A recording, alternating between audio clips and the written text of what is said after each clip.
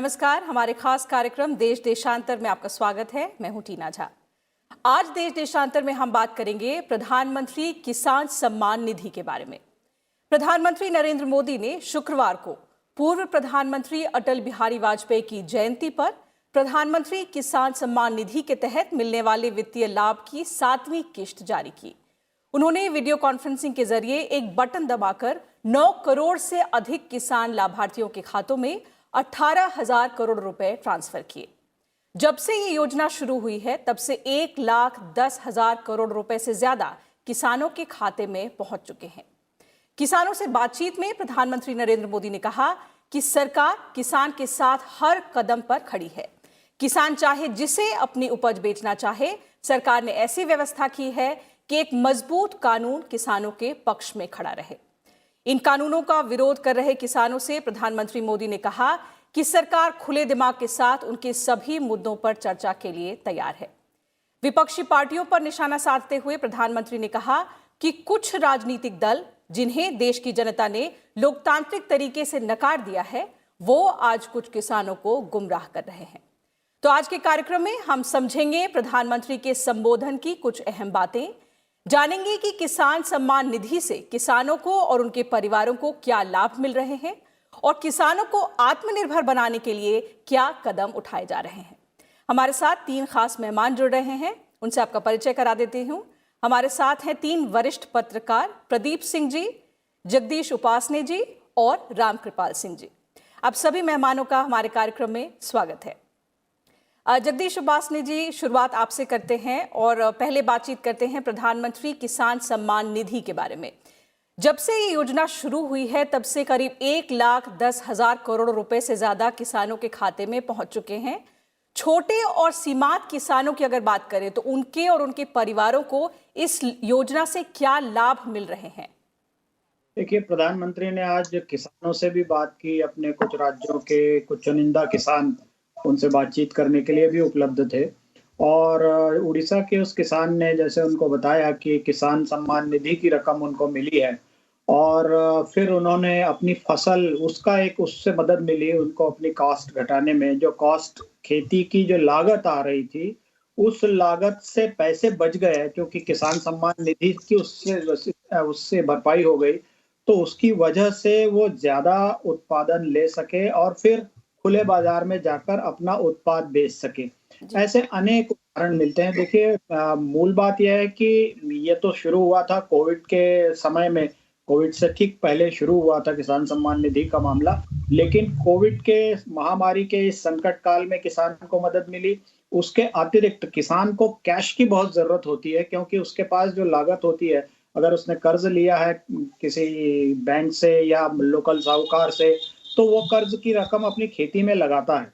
खेती के लिए उसको चूंकि रकम इन्वेस्ट करनी पड़ती है खेती करने के लिए, तो उसके बाद उसके हाथ में कुछ नहीं बचता। अगर फसल निकलने के बाद कई बार हालत ये होती है कि वो अपनी फसल को मंडी तक भी नहीं ले जा सकता, इसके भी पैसे उसके पास नहीं होते, वो भी उसको कहीं से उधार लेने पड़ते हैं। किसान सम्मान निधि ने उसको लोगों के आगे हाथ फैलाने की जो उसकी मजबूरी थी, उससे उसको उबार लिया। अब नतीजा यह है कि उसकी जेब में कुछ पैसा रहता है। फिर इसके अतिरिक्त किसानों की जो आत्महत्याएं देश भर में होती रही हैं बड़ी संख्या में, उनमें एक तथ्य बहुत प्रमुखता से सामने आया है शोधकर्ताओं के कि किसान को अपने घर के काम के लिए, शादी ब्याह, छोटे छोटे मांगलिक प्रसंगों के लिए भी उसके पास पैसा नहीं होता है।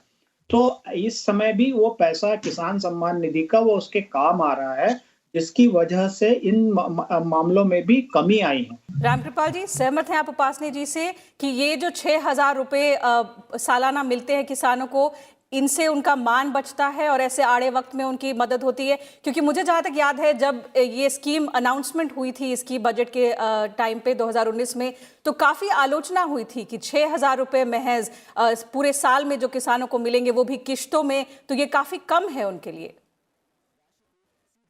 आप ये बताइए, जहाँ किसान जिसके पास, जब ये देखिए, किसान में लागत जो होती है, खेती में एक लागत मुख्य चीज होती है जिसको पूंजी कहते हैं। छोटा किसान भी जानता है कि पहले आप जुताई करेंगे, फिर अच्छे बीज लाएंगे, बुआई करेंगे, फिर उसमें खाद की जरूरत पड़ती है, सिंचाई की जरूरत पड़ती है, और बाद में जब आपका जो चीज आप पैदा करते हैं उसका बाजार मूल्य आपको मिले, उसमें किसान के श्रम को जोड़ करके ये प्रक्रिया होती है। तो शुरू में सबसे पहले उसको पैसे की जरूरत होती है। आज आप जानती हैं, कभी एक जमाने में बैल हुआ करते थे, आज ज्यादातर वो हो गया है कि आप ट्रैक्टर से, वो सारा छोटा किसान भी ट्रैक्टर वो पैसे दे करके उसके किराए पर ट्रैक्टर से खेती कराता है। तो पूंजी जो है, लागत, मतलब उसके पास कहां से आएगी? जो किसान अपना दिनचर्या में रोज अपनी रोजी रोटी, अपना बच्चों के कपड़े, बच्चों की पढ़ाई की फीस, उसी से अगर पैसा पूरा नहीं पड़ता था, तो निश्चित रूप से ये 6,000 रुपए, और ये 6,000 रुपए अभी ये काफी पहले से दिए जा रहे हैं। आपको याद होगा 19 के इलेक्शन से पहले से ये चीजें घोषणा हुई हैं और लगातार दी जा रही हैं। तो ये बहुत बहुत बड़ा जो हर 4 महीने पर 2,000 रुपए आपके बैंक खाते में आते हैं, उसमें कोई बिचौलिया नहीं है, सीधे पहुंचते हैं। अब आप एक गरीब किसान से, जो मचौला किसान है, और हिंदुस्तान में 90% से ज्यादा किसानों के पास 2 एकड़ से कम की वो जमीन है। उसकी टोटल जो है, तो बहुसंख्यक किसान हमारे देश में तो छोटा किसान है। तो जिसके पास, ये बताइए, खाद के लिए पैसे नहीं है, ट्रैक्टर से जुताई कराने के लिए पैसे नहीं है, जिसके पास अच्छा बीज ला करके बोने के पैसे नहीं है, वो किसान अपना अगर कुछ अनाज पैदा होता है तो वही गांव के बगल में जो भी कोई होगा उसको चाहे जिस भाव पे चाहता है वो बेच देता है, और अगली फसल के लिए फिर वो पैसा इकट्ठा करता है। तो निश्चित रूप से ये जो भी है, अब आप ये सोचिए कि जैसा आपने ही बताया कि 1,10,000 करोड़ रुपया गया है। अगर 1,10,000 करोड़ रुपया इस देश के किसान को गया है, तो तय जान लीजिए इसमें से 96% वो किसान है जो मझोला और छोटा है। आप उसके लिए समझ सकते हैं कि कितनी बड़ी ये आज, मतलब क्रिसमस के दिन मैं कहूं कि उसके लिए जब भी ये पैसा आता है, एक तरफ से क्रिसमस का उपहार होता है, बहुत बड़ा है। और यही भरोसा जताता है कि 2019 में जब सरकार चुन करके और ज्यादा सीटें लेकर के आई, तो बहुसंख्यक कौन लोग हैं, ये बुद्धिजीवियों के भरोसे एक म्युनिसिपल कॉर्पोरेशन का चुनाव भी आप नहीं जीत सकते हैं। जाहिर सी बात है, उसमें वो मेहनत कर जनता होती है जो गांव में कल कारखानों में काम करती है, खेतों में जाकर के बुआई, मड़ाई, जुताई करती है, जो इस सीजन में जब कपकपाती ठंड में अपना गन्ने की पेराई कर रही होगी, गन्ने को मिल में भेजने की तैयारी कर रही होगी, उन किसानों का विश्वास अटूट है। और आज जितनी बातें मोदी जी ने कही है, मैं बताऊं, ये बातें सिर्फ किसानों की जानकारी के लिए नहीं, हम जैसे लोग जो जिनका जीवन पत्रकारिता में बीता है, जगदीश जी हो, प्रदीप जी हो, जितने विजुअल, अब जितनी सच्चाई ये बाकी पॉलिटिकल पार्टीज की आ रही है, जो उनके बयान हैं, सारे नेताओं के बयान देख लीजिए। आज जो किसान ये कृषि कानून आए हैं, कैसे गला फाड़ फाड़ करके ये 70 सालों से लोग चिल्ला रहे थे, क्योंकि जब चुनाव आता था तब इनके मैनिफेस्टो में आ जाता था, क्योंकि वाकई वो जानते थे कि किसान के फायदे की चीज है। प्रधानमंत्री ने अपने संबोधन में बहुत ही सुंदर तरीके से तीनों कृषि कानूनों पर, एक तरह से कहें तो पॉइंट बाय पॉइंट, उन सभी आशंकाओं को दूर करने का प्रयास किया, चाहे वो मंडी की बात हो, एमएसपी की बात हो या कॉन्ट्रैक्ट फार्मिंग की बात हो। तो क्या लगता है, इस तरह जो अभी गतिरोध जारी है, अब प्रधानमंत्री जी की कोशिश का कुछ असर होगा गतिरोध खत्म करने की ओर? देखिए, गतिरोध खत्म करने के लिए 2 चीजों की जरूरत होती है। एक, संवाद जो सरकार कर रही है, दूसरा समझौता जो 2 पक्षों के बीच में होता है। वो समझौता तब होता है जब दोनों पक्ष अपनी स्टेटेड पोजीशन से पीछे हटने को तैयार होते हैं। तो आप उनको समझा उनको सकते हैं जो समझना चाहते हैं। जो समझकर ना समझ बने हुए हैं, उनको आप कभी नहीं समझा सकते। तो ये आज जो प्रधानमंत्री ने जो बातें कही हैं, ये उन लोगों के लिए है जो समझना चाहते हैं, जिनके मन में कोई आशंका थी, जिनके मन में कुछ तीनों कानूनों को लेकर कोई संदेह था, कोई भ्रम था, उनका भ्रम उन्होंने आज दूर किया है कि देखिए, जो ये लोग आंदोलन जो लोग कर रहे हैं, वो जो मुद्दे उठा रहे हैं, खास तौर से 3 मुद्दों की बात करें। एक एमएसपी की, एक मंडी की व्यवस्था की, दूसरा किसान की जमीन की। इन तीनों बातों का इन 3 कृषि कानूनों से कोई संबंध नहीं है। इन 3 कृषि कानूनों के आने से न एमएसपी खत्म होने जा रही है, सरकार अब कह रही कि हम ये लिखकर भी देने को तैयार हैं कि एमएसपी नहीं खत्म करेंगे। दूसरी बात, मंडी की व्यवस्था वो भी खत्म नहीं होने जा रही है, बल्कि उसके उलट सरकार मंडी की व्यवस्था को और मजबूत कर रही है। ई नैम के जरिए जो है, जो हाट है 2000 करीब जो है, वो कस्बों गांवों के हाट जो है उनको जोड़ा जा रहा है मंडियों से, तो उनकी संख्या बढ़ाई जा रही है। बढ़ाई इसलिए जा रही है किसान को बहुत दूर न जाना पड़े अपना उत्पाद बेचने के लिए, अपनी उपज बेचने के लिए। तीसरी बात जमीन की, ये जमीन के मुद्दे पर देखिए, सबसे संवेदनशील मुद्दा किसान के लिए जमीन का होता है। उससे कोई कह दे कि तुम्हारी इस बात से जमीन जा सकती है, तो वो हाथ खड़े कर देता है, पीछे हो जाता है। प्रधानमंत्री इस बात को समझते हैं। कॉर्पोरेट फार्मिंग के नाम पर यह कहा जा रहा है कि अगर कॉर्पोरेट फार्मिंग हुई तो दो तरह के डर दिखाए जा रहे हैं। एक, तुम्हारी जमीन चली जाएगी। दूसरा डर क्या दिखाया जा रहा है, ये कहा जा रहा है कि भाई आप कॉर्पोरेट से कैसे लड़ेंगे, इतनी बड़ी बड़ी कंपनियां आएंगी, छोटा सा किसान है उनको दबा लेंगी, उनका शोषण करेंगी। दो उदाहरण जो है इससे अलग आप देख लीजिए। दुग्ध पालन के क्षेत्र में कहीं सरकार कोई खरीदारी नहीं करती, लेकिन डेयरी का बिजनेस आप देखिए देश भर में जैसा चल रहा है, 1 लीटर दूध पैदा करने वाला किसान भी अपना उत्पाद बेच पाता है, उसको वही दाम मिलता है जो 100 लीटर बेचने वाले को मिलता है। कहीं कोई कॉर्पोरेट उसको लूट कर नहीं ले गया। दूसरा है मुर्गी पालन का, उसमें आप देखिए पूरा का पूरा बिजनेस ये जो है वो निजी क्षेत्र में है। जो लोग जो पोल्ट्री फार्मिंग करते हैं, कॉर्पोरेट्स को अपना उत्पाद बेचते हैं, अपनी उपज बेचते हैं, और उनका कहीं शोषण नहीं हो रहा है। तीसरी बात, आज प्रधानमंत्री से बातचीत में उत्तर प्रदेश के महाराजगंज के एक किसान गुलाब, उन्होंने जो बात कही वो आंख खोलने वाली है। देखिए भविष्य में क्या होगा ये हम आपको नहीं जानते, लेकिन अभी जो हो रहा है उससे तो अंदाजा लगा सकते हैं। उस किसान ने कहा प्रधानमंत्री से कि मेरे पास 1.2 एकड़ खेत है, 10 लोगों का परिवार है।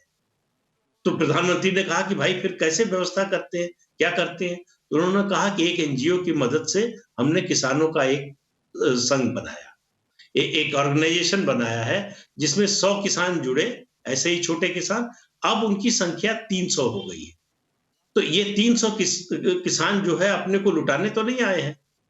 उन्होंने कहा कि अब ये 300 किसान कॉर्पोरेट से कॉन्ट्रैक्ट करते हैं, अपनी उपज बेचते हैं, और जो फसल पहले वो 10 से 15 रुपए किलो में बेचते थे, उसका दाम अब उनको 25 रुपए मिल रहा है। तो दोनों को फायदा है, कॉर्पोरेट का फायदा हो रहा है, किसान का फायदा हो रहा है, देश की अर्थव्यवस्था का फायदा हो रहा है। तो कॉर्पोरेट फार्मिंग जो है, ये जो प्रधानमंत्री ने एक वाक्य कहा कि छोटे किसानों के लिए ये तीनों कानून वरदान है, तो कॉर्पोरेट फार्मिंग को आप समझिए कि छोटे किसान के लिए बहुत बड़ा वरदान है। क्योंकि आज जो स्थिति है वो 94% किसान ऐसे हैं जिनकी average size of land holding 1.08 hectare है। ये आगे आने वाले दिनों में और छोटी होगी, परिवार बड़े होंगे, रकबा बटेगा, तो ये और छोटी होने वाली है।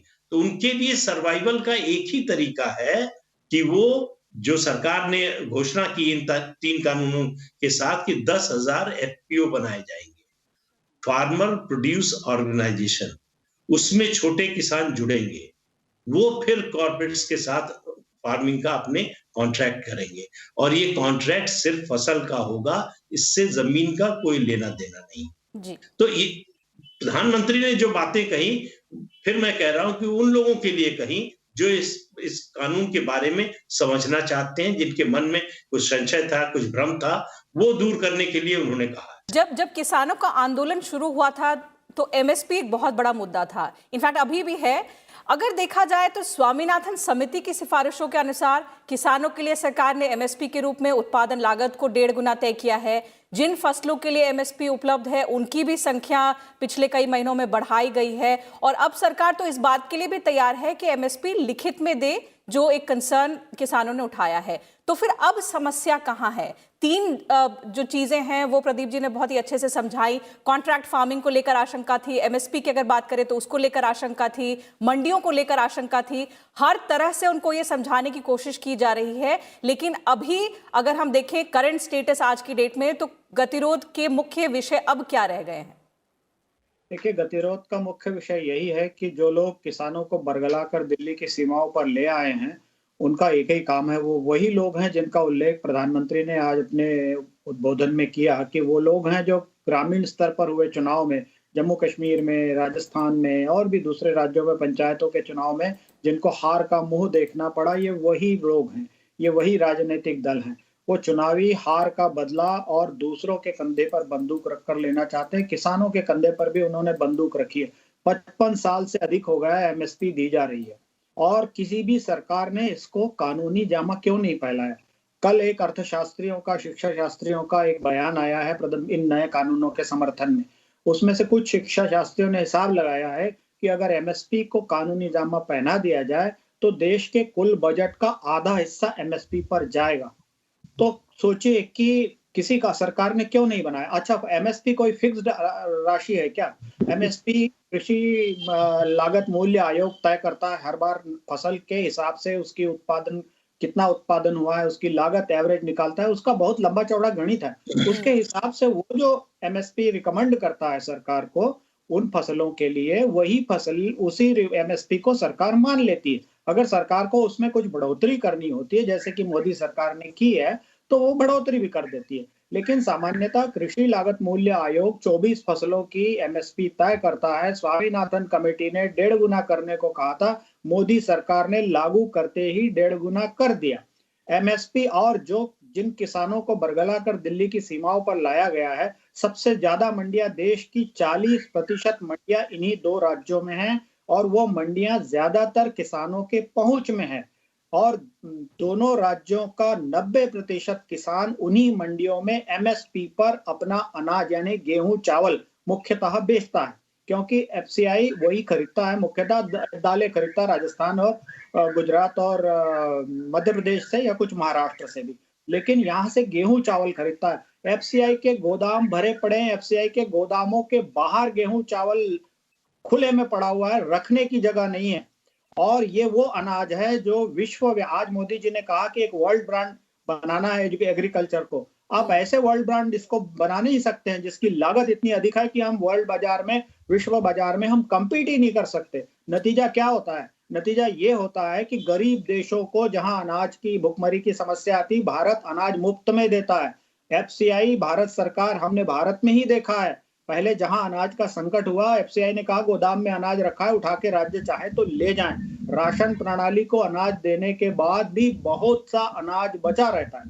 तो 2 राज्यों के किसानों को सुविधा अगर मिली हुई है तो वो चाहते हैं कि जो बिहार का किसान है जहां मंडियों की व्यवस्था नहीं है, केरल में तो मंडियां ही नहीं है और उस राज्य, आज प्रधानमंत्री ने उसका भी उल्लेख किया, लिए सरकार बार बार जेन्युइन किसान नेताओं को वार्ता के लिए बुलाती और बिल्कुल। और सरकार के सामने ये बहुत मुश्किल ये इसलिए आ रही है रामकृपाल जी, क्योंकि जहां एक तरफ कुछ ऐसे संगठन हैं जो इस बात पर अड़े हैं कि सरकार इन कानूनों को वापस ले, वहीं कई ऐसे संगठन हैं अलग अलग राज्यों के जो पिछले कई दिनों में आकर के मिले हैं सरकार के प्रतिनिधियों से और उन्होंने अपना समर्थन दिया है। लेकिन अगर ऐसे ही गतिरोध जारी रहा तो सरकार के सामने क्या विकल्प है? देखिए, अभी जैसा कि प्रदीप जी ने कहा कि आपने एक सवाल अभी पूछा था जगदीश जी से कि गतिरोध क्यों है।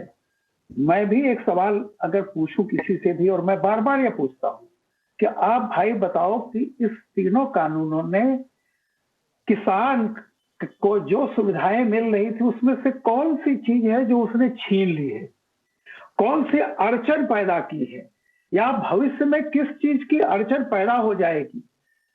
सवाल इस बात का है कि मैं जैसे कि आज जिस स्थिति में पिछले 20 साल से हूं, अगर मुझे कोई आकर के कुछ छीन नहीं रहा है, कुछ और दे रहा है कि आप ये लीजिए, आपका ये आधार है या आपकी स्थिति इससे मजबूत होगी, आप उसको ले ना लें, आप वो करेंगे ना करें, ऑप्शन दे रहा है।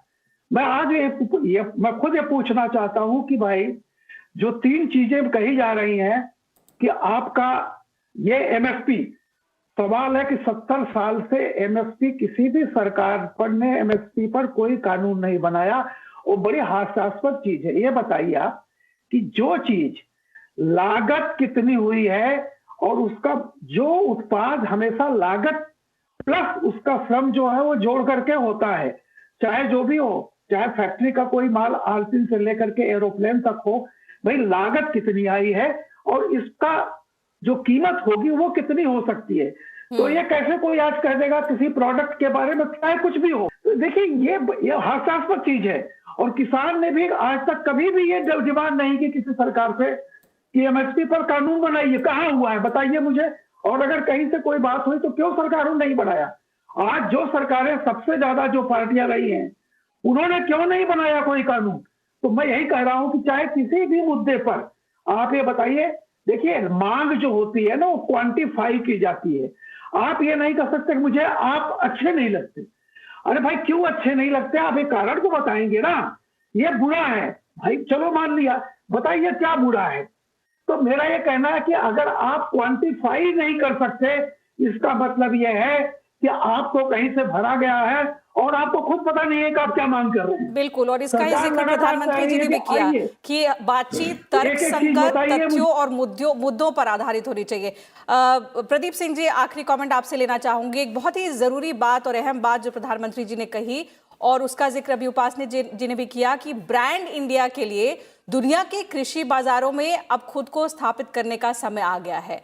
अगर आने वाले वर्षों की बात करें तो इस ओर बढ़ें, इसके लिए हमें क्या क्या कदम उठाने की जरूरत है? देखिए, जो कदम उठाने की जरूरत है, सबसे पहला कदम ये 3 कानून बनाकर सरकार ने उठाया है। तो इन 3 कानूनों से क्या होगा, कैसे कृषि आगे बढ़ेगी, कैसे हम आगे बढ़ेंगे। पहली चीज ये होगी कि कृषि के क्षेत्र में प्राइवेट इन्वेस्टमेंट आएगा, कृषि के क्षेत्र में इंफ्रास्ट्रक्चर बनेगा, कृषि के क्षेत्र में एग्रो इंडस्ट्रीज लगेगी। इन एफपीओज के जरिए किसान भी अपनी एग्रो इंडस्ट्री लगा सकेंगे। अगर 300 किसान मिलकर 300 एकड़ में टमाटर पैदा करते हैं तो वो टमाटर किसी कंपनी को बेचने की बजाय अपनी प्रोसेसिंग यूनिट लगाकर टोमेटो प्यूरी बनाकर बेच सकते हैं। वैल्यू एडिशन होगा, उनका मुनाफा और ज्यादा होगा। हम फिर इन अपने उत्पादों को एक्सपोर्ट कर सकते हैं। आज हमारा जो गेहूं है वो एक्सपोर्ट नहीं हो सकता क्योंकि एमएसपी पर खरीदते हैं हम। जो इंटरनेशनल मार्केट प्राइस है और एमएसपी के बाद हमारे गेहूं का जो दाम है वो बहुत ज्यादा है। कौन खरीदेगा? अगर अंतरराष्ट्रीय स्तर पर हमसे सस्ता गेहूं उपलब्ध है तो कोई हमारा महंगा गेहूं क्यों खरीदेगा? हम 1965 में डेफिशिएंट थे, हमें खाने भर का जो है अनाज पैदा नहीं होता था, इंपोर्ट करना पड़ता था। एक पॉलिटिकल योजना के तहत PL 480 के तहत हमें खराब गेहूं भी इंपोर्ट करना पड़ता था। आज हम सरप्लस हैं। आज हालत ये है कि हमको बफर स्टॉक के लिए जितना अनाज चाहिए उसका 2.5 गुना अनाज हमारे पास है और स्थिति ये है कि हमारे पास स्टोरेज नहीं।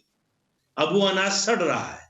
तो आखिर अगर एग्रो इंडस्ट्री लगेगी तो उसकी फूड प्रोसेसिंग में वो जाएगा तो उसका लाभ किसको होगा? किसान को होगा, कृषि के क्षेत्र को होगा, अर्थव्यवस्था को होगा, देश को होगा। देश का इंपोर्ट बढ़ेगा, देश की अर्थव्यवस्था बढ़ेगी, किसान की आमदनी बढ़ेगी तो उसकी परचेजिंग पावर बढ़ेगी।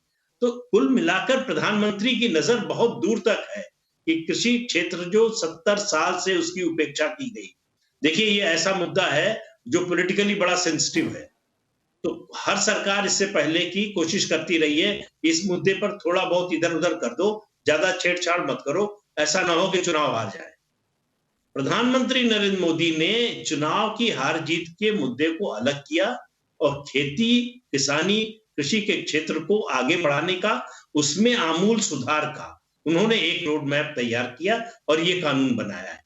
ये कानून अगर खत्म होता है तो आप मान लीजिए भारत का कृषि क्षेत्र 100 साल पीछे चला जाएगा। अगर हमको वर्ल्ड की 5वीं सबसे बड़ी, तीसरी सबसे बड़ी अर्थव्यवस्था बनना है तो हम अपने कृषि क्षेत्र को आगे बढ़ाए बिना उसके विकास के बिना नहीं कर सकते। बिल्कुल, कृषि अगर क्षेत्र की हमको उन्नति हमको होगी, किसानों की उन्नति होगी, तभी देश प्रगति कर सकता है। और यही बात आज प्रधानमंत्री ने अपने संबोधन के जरिए समझाने की कोशिश की। उन विरोध कर रहे किसानों को ये बताने की कोशिश की कि ये तीनों कानून उनके बेहतरी के लिए हैं और इन द लॉन्ग रन अगर देखा जाए तो उनको और उनके परिवार को, कृषि क्षेत्र को इससे बहुत फायदा मिलेगा। आप तीनों मेहमानों का बहुत बहुत धन्यवाद हमारे साथ कार्यक्रम में जुड़ने के लिए और अपने विचार हमसे साझा करने के लिए।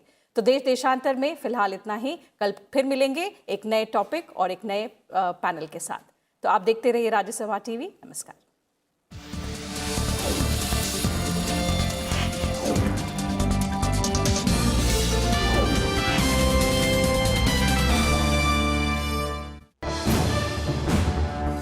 Watch the